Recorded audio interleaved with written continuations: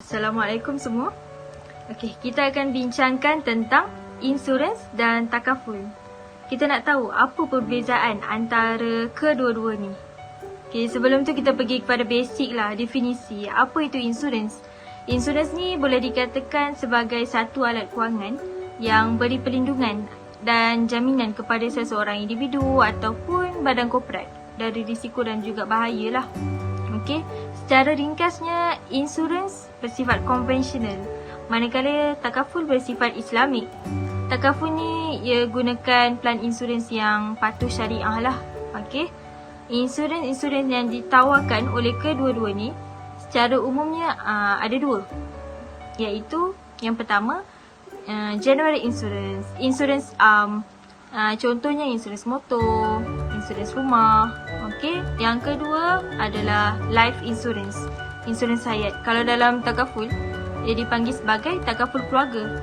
Contohnya insurans keluarga lah, insurans perubatan. Okey, sekarang ni syarikat hanya boleh pilih antara salah satu plan insurans, sama ada nak buat plan insurans hayat ataupun plan insurans am. Kita kena tahu konsep takaful yang sebenar. Dia sedikit berbeza dengan insurans, tak walaupun dia seakan sama. Dalam insurans, kita guna kontrak muawadah, manakala dalam takaful kita guna kontrak tabaruk. Kontrak tabaruk bermaksud kontrak pemindahan hak milik kepada pemilik baru tanpa sebarang bayaran seperti hibah, derma, wasiat dan lain-lain. Secara am bermaksud membelanjakan harta tanpa mengharapkan balasan. Takaful ni umpama ada satu kumpulan pakatan ni, dia nak bantu antara satu sama lain. Contoh, kiranya bila dia bayar setiap bulan tu RM200 dan masuk dalam tabung. Duit dalam tabung tu digunakan bila ahli mereka ada dalam kesusahan. Kontrak muawadah pula bermaksud melibatkan pertukaran dua nilai. Syara'an muawadah adalah kedua-dua pihak memperoleh keuntungan dan tiada pihak yang menanggung kerugian. Kontrak hanya boleh dilakukan pada benda yang mempunyai nilai dan wujud semasa pemeteraian kontrak. Tapi insurans ni kita dah bayar tapi kita tak tahu bila kita dapat manfaat tu. Maka wujudnya gharar di situ. Kenapa insurans itu adalah haram? Yang pertama adalah akad. Akad adalah perbezaan yang paling ketara antara takaful dan insurans. Akad insurans hanyalah jual beli di mana peserta adalah pembeli dan syarikat insurans adalah penjual.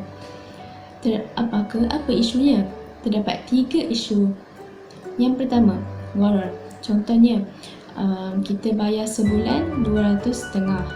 Lepas tu, syarikat insurans ni dijanjikan nak bagi kita RM1 juta bila kita meninggal dunia. Masalahnya sekarang, kita tak tahu bila kita meninggal.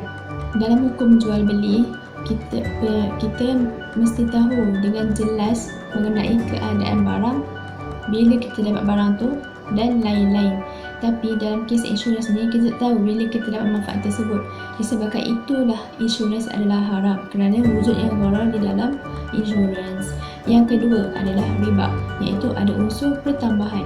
Contoh, kita bayar sebulan RM200, kemudian syarikat insurans ni dia janjikan nak bagi kita RM1 juta bila kita meninggal dunia.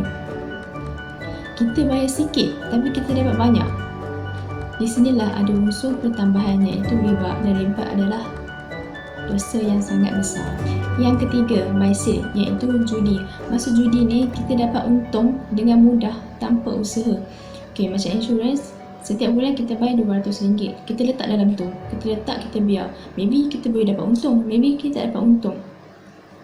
Okey, disebab itulah insurans ni haram. Adanya judi, iaitu maisir. Takaful ni dia akad, dia tolong-menolong, jamin-menjamin dan sedekah. Tiga-tiga isu tadi tak terdapat dalam takaful. Sebab yang pertama, tentang tiada unsur gharar. Sebab takaful ni dia sedekah, so dia tak ada isu bila dia dapat barang tu, bila dia dapat manfaat tu, tak kisah sebab dia sedekah, dia tak harapkan balasan. Yang kedua, tiada unsur riba. Sebab takaful ni kan dia sedekah, jadinya dia bagi duit tu, dia bukannya harapkan balasan, dia bukannya nak 1 juta tu. So tak ada unsur pertambahan, tak ada unsur riba dalam takaful. Yang ketiga, tiada unsur maisir iaitu judi. Sebab takaful ni dia sedekah, jadi memang tiada langsung unsur judi. Secara mudah nak tahu sama ada kita ambil insurans atau takaful, biasanya tengok pada nama syarikat tu. Kalau syarikat insurans, dia ada perkataan insurans. Contohnya MCIS Insurance, Prudential Insurance, Hong Leong Insurance. Tapi kalau syarikat takaful, dia ada perkataan takaful. Contohnya syarikat takaful Malaysia Berhad, Zurich Takaful, Takaful Ikhlas, Etika Takaful. Jadi kesimpulannya, bila kita ambil plan takaful, kita sebenarnya telah menyertai satu skim untuk tolong-menolong antara satu sama lain. Yang mana apabila kita saling tolong-menolong, ia bukan saja dapat memberi kebaikan kepada kita di dunia, tapi juga dapat memberi kebaikan di akhirat nanti. Dan apabila kita ambil insurans, kita memang akan dapat manfaat di dunia, tapi sebenarnya kita telah menghalalkan sesuatu perkara yang diharamkan oleh Allah dalam Islam. Selain itu, syarikat takaful juga bukan terhad kepada orang Islam sahaja, tapi orang bukan Islam juga boleh mengambil plan takaful. Jadi buatlah pilihan yang bijak, pilihan yang dapat memberi kebaikan kepada kita di dunia dan juga di akhirat. Wallahu alam. Sekian saja daripada kami. Wabillahi taufiq wal hidayah. Wassalamualaikum warahmatullahi wabarakatuh.